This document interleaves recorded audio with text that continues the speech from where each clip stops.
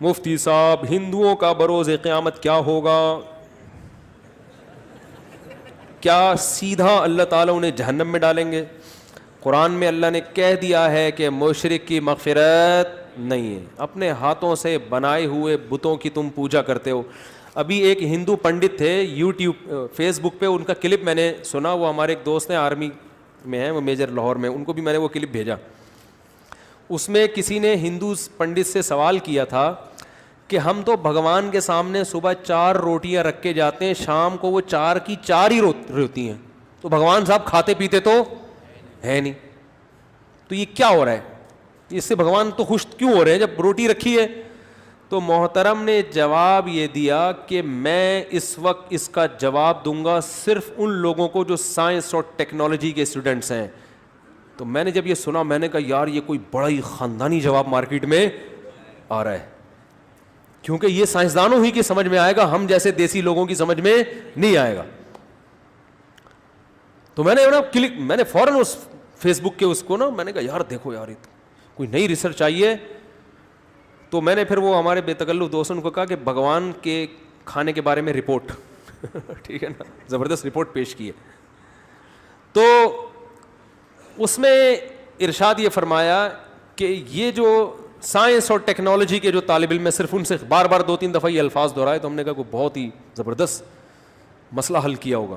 Einstein سے اگر میرا کوئی رابطہ ہوتا تو میں فوراً فون ملاتا کہ آپ تشریف لے آئیں اس مجمع میں. انہوں نے فرمایا کہ دیکھو یہ جو پھول ہے اس کی ہم نے خوشبو سونگھی, پھول میں کوئی کمی ہوئی نہیں ہوئی, یہ ویسے کا ویسے ہی. تو ایسے ہی بھگوان جو روٹی کی خوشبو ہے نا وہ بھگوان حاصل کرتے ہیں, روٹی نہیں, روٹی ویسی کی. تو آپ کی روٹی پہنچ گئی, تو اس کے لیے سائنس اور ٹیکنالوجی کے جو پڑھنے والے ماہرین ہیں نا, یہ خصوصی خطاب ان سے تھا. بھگوان یا خدا یا گاڈ, یہ دنیا اس کائنات کا سب سے بڑا عہدہ ہے, یہ جس کو ہم عہدے سے تعبیر کر لیں اگر, اس میں جو اصل خدا ہے اس کی بہت بڑی توہین ہے. جو خدا ہے جس نے بنایا ہے اس کو چھوڑ دیا آپ نے, اور اپنے ہاتھوں سے پتھر کے بت بنا کے اپنے سامنے رکھتے ہو, پھر ان کو روٹیاں بھی کھلاتے ہو. اگر یہ روٹی کے محتاج ہیں تو یہ تو ویسے ہی بھگوان نہیں ہے. پھر روٹی, اور اصل میں تو ہم تو پھر بھی اس بھگوان سے, ان کے بنے ہوئے بھگوانوں سے اچھے ہیں کہ ہم تو روٹی کھا تو لیتے ہیں, پھوڑ دیتے ہیں. آپ کا جو پتھر کا بنا ہوا بھگوان ہے وہ تو اس روٹی کو بھی ہاتھ نہیں لگا سکتا. تو آپ کا جو بھگوان ہے وہ تو روٹی رکھی ہوئی ہے, تو وہ روٹی بھی دائیں سے بائیں, بولو بھائی ادھر توجہ, وہ روٹی بھی دائیں سے بائیں نہیں کر سکتا. آپ نے کہا ہم نے پھول سونگا, ویسے کا ویسے ہی ہے, یہ تو سونگ بھی نہیں رہا, روٹی تو وہیں کی وہیں رکھی ہوئی ہے. ارے جیسے کسی کو خوشبو پکڑاؤ فوراً ناک کے قریب لے کے سونگے گا تو نا.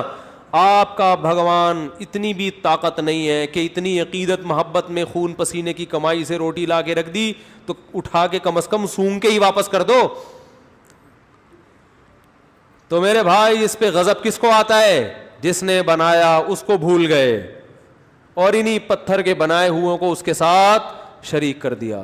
تو اس لیے اللہ نے فرمایا ہے کہ اللہ مشرک کی مغفرت نہیں کرے گا. اللہ چاہتا ہے میرے بندے مجھ سے محبت کریں, جو حقیقی معبود ہے.